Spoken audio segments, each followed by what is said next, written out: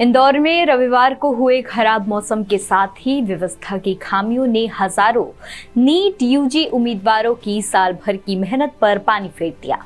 परीक्षा केंद्रों पर पावर बैकअप ही नहीं था और हालत ये हुई कि अंधेरे में उम्मीदवारों को परीक्षा देनी पड़ी। कुछ जगह पर मोमबत्ती जलाई गई जो कि 10 मिनट में बुझ गई। अब जिम्मेदारों का कहना है कि वे इस मामले में रिपोर्ट बनाकर एनटीए को भेजेंगे। कई जगह छात्रों ने रोते हुए कहा कि हमारा भविष्य बर्बाद किया गया, दोबारा परीक्षा कराई जानी चाहिए। पहले ये जानिए कि उम्मीदवारों को क्या क्या दिक्कतें हुई। हमारे सेंटर पे 3:45 से लाइट गई हुई थी और नीट के एंडिंग तक लाइट नहीं आई। हमने बहुत रिक्वेस्ट करा कि हमको एक्स्ट्रा टाइम दे दो, पर उन्होंने टाइम भी नहीं दिया। सिर्फ एक डोर था लाइट का सोर्स, उसमें से भी बेयरली थोड़ी बहुत लाइट आ रही थी, तो बहुत डिफ़िकल्ट हो रहा था क्वेश्चन पढ़ने में और ओएमआर फिल करने में। बहुत बच्चों का तो ओएमआर फिल भी नहीं हो पाया क्योंकि बहुत बेयरली लाइट आ रही थी, तो कुछ भी नहीं दिख रहा था। तो इसलिए बहुत क्वेश्चंस छूटे, बहुत प्रॉब्लम हुई। हमें कल इस तरह की समस्या आई कि पेपर हमारा 2 बजे निश्चित टाइम पर स्टार्ट हो गया था और फिर 3:20 से 3:25 के बीच में लाइट गई। उसके बाद 5 बजे तक लाइट नहीं आई और फिर हमें ओएमआर हम अंधेरे में भरते गए और हमारा पेपर भी टाइम पे ले लिया गया। और मैं जिस एग्ज़ाम हॉल में बैठा था उसमें बहुत सारे बच्चों की बारिश की वजह से ओएमआर भी भीग गई, जिससे उनको बहुत परेशानियां झेलनी पड़ी। उसमें फिर सेंटर में से हमारे एग्ज़ाम रूम में मोमबत्ती भी नहीं लाई गई, मतलब जो थोड़ा बहुत जिनमें मोमबत्ती कुछ में दी गई और कुछ में तो बिल्कुल नहीं दी गई।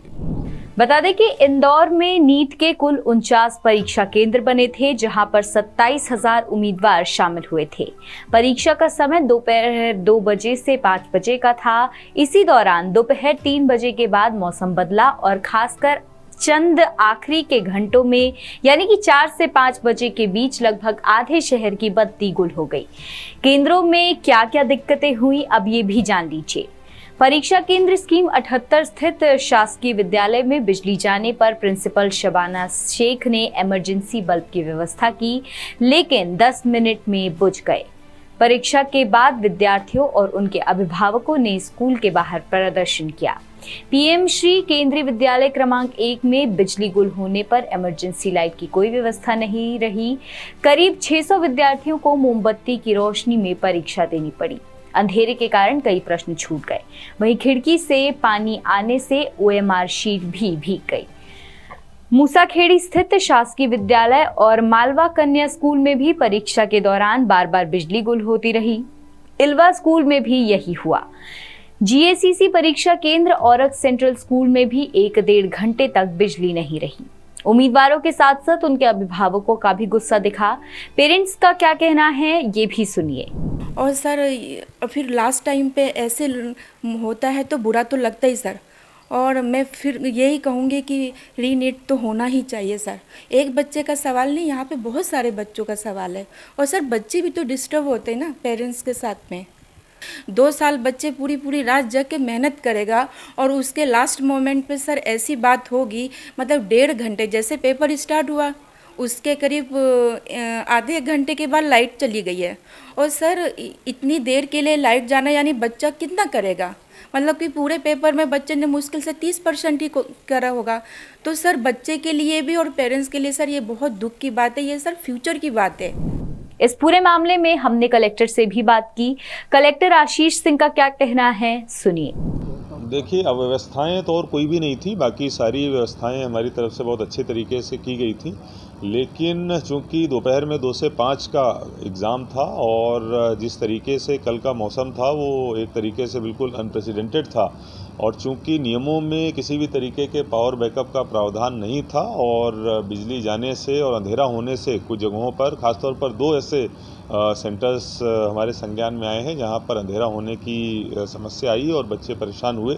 हालांकि लगभग 2 बजे जो एग्ज़ाम प्रारंभ हुआ था तो 4 साढ़े 4 बजे के बाद ये स्थिति उत्पन्न हुई है, लेकिन फिर भी हमारे लिए एक लर्निंग है और भविष्य में जो ऐसे एग्ज़ाम हैं जैसे यूपीएससी के एग्ज़ाम हैं इनमें सब में हम लोग लिखेंगे कि पावर बैकअप का भी प्रावधान किया जाना चाहिए और उसके लिए जो भी आवश्यक फाइनेंशियल सैंक्शन है वो प्रदान की जाए। सुना आपने कलेक्टर का क्या कहना है। अब दूसरी तरफ छात्र रीनीट की बात कर रहे हैं, ये भी सुनिए। मेरा नाम गौरव शुक्ला है। मेरा सेंटर केंद्रीय विद्यालय इंदौर नंबर 1 था। हमारे सेंटर पे 3:30 बजे लाइट चली गई थी, फिर उसके बाद लाइट आई ही नहीं और कुछ भी नहीं दिख रहा था पेपर में। जैसे हम लोगों ने किया है वो हम ही लोगों को पता है, क्योंकि 95% विजिबिलिटी थी ही नहीं।